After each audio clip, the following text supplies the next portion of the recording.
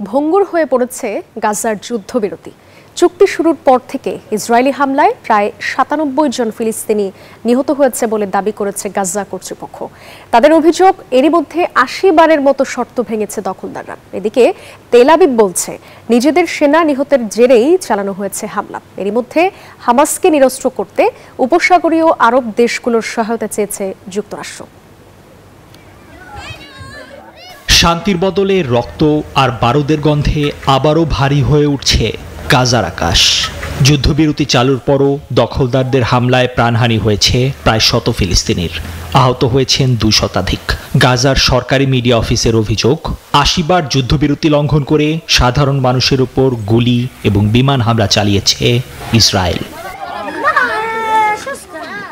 Israel বলছে, হামাসের আক্রমণে তাদের ২ সেনা নিহত হওয়ার পরই পাল্টা হামলা চালানো হয়। তবে তারা আবারও যুদ্ধবিরতিতে ফিরে যাওয়ার কথা জানিয়েছে। সেই সাথে বলেছে, কোনো ধরনের উস্কানিতে দেয়া হবে কঠোর জবাব।